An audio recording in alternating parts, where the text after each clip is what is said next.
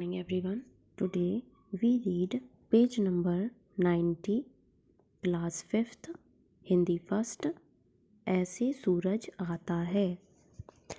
पूरब का दरवाजा खोल, धीरे धीरे सूरज गोला, लाल रंग बिखराता है, ऐसे सूरज आता है।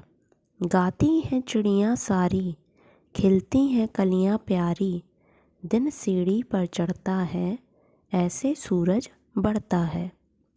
लगते हैं कामों में सब, सुस्ती कहीं न रहती तब, धरती गगन दमकता है, ऐसे तेज चमकता है। गर्मी कम हो जाती है, धूप थकी सी आती है, सूरज आगे चलता है, ऐसे सूरज ढलता है।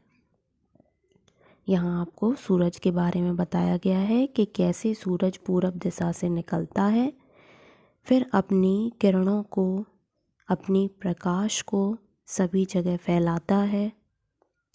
सुबह होते ही चिड़ियाँ कैसे गाने लगती हैं, सारे फूलों की कलियाँ खिल जाती हैं और सूरज ऊपर की तरफ चढ़ने लगता है। सभी सुबह होते ही अपने कामों में लग जाते हैं, सुस्ती को भूल जाते हैं और धीमे धीमे जब सूरज ढलने लगता है तो गर्मी कम हो जाती है, धूप कम होने लगती है और धीमे धीमे सूरज ढल जाता है। नेक्स्ट देखिए पेज नंबर 91, चैप्टर 12, परोपकारी सत्पत्र। इस पाठ का उद्देश्य है दूसरों की मदद करना, जीव मात्र के प्रति दया की भावना, मतलब जीवों के प्रति हमें दया रखनी चाहिए, संवेदनशीलता रखनी चाहिए उनके प्रति। तो आइए स्टोरी पढ़ते हैं। एक जंगल था, उसमें सतपत्र नाम का कठफोड़वा पक्षी रहता था। वह केवल फल फूल और पत्ते ही खाता था, जबकि दूसरे कठफोड़वे कीड़े मकोड़े खाते थे। यह देखकर सभी कठफोड़े हैरान होते थे।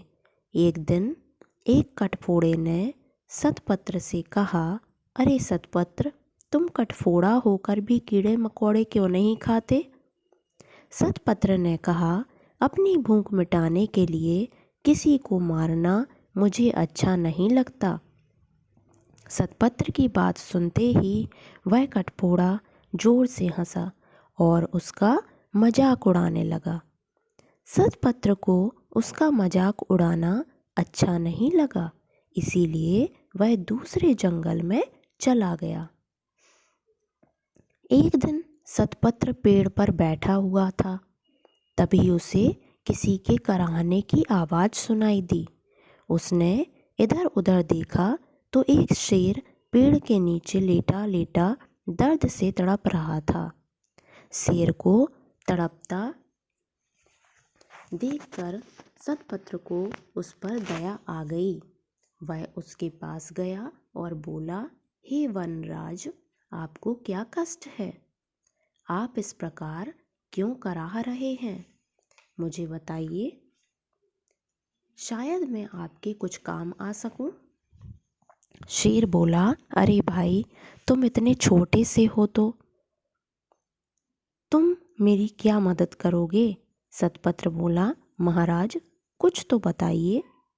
शेर ने कहा, कल शाम को मुझे बहुत तेज भूख लगी थी, तभी मुझे एक हिरन दिखाई दिया। मैंने जल्दी से उस हिरन का शिकार किया और खाने लगा। जल्दी जल्दी में मैंने मांस के साथ साथ हड्डी का टुकड़ा भी खा लिया। वही हड्डी का टुकड़ा मेरे गले में फंस गया है, ना वह अंदर जा रहा है और ना बाहर। उसी के कारण मैं दर्द से तड़प रहा हूँ। शेर की बातें सुनकर सतपत्र सोच में पड़ गया। सोचते सोचते उसे एक उपाय सूझा।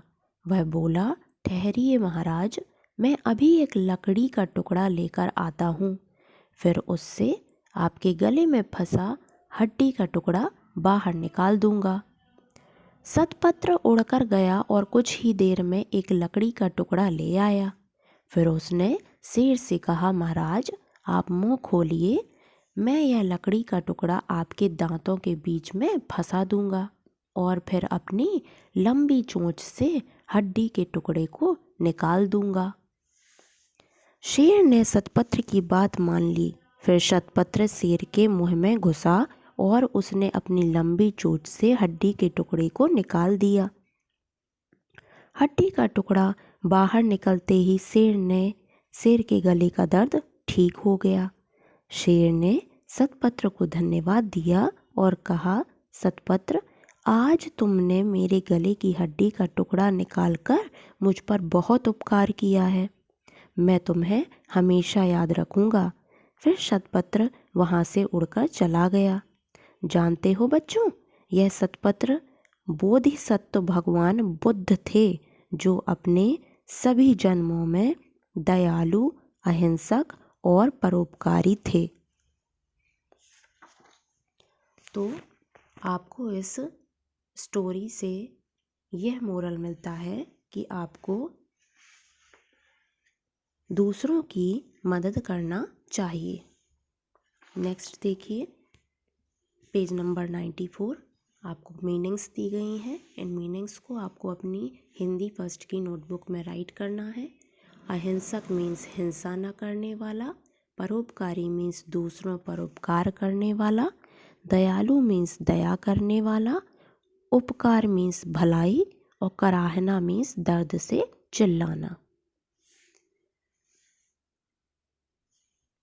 So complete your work and try to fill the exercise of this lesson.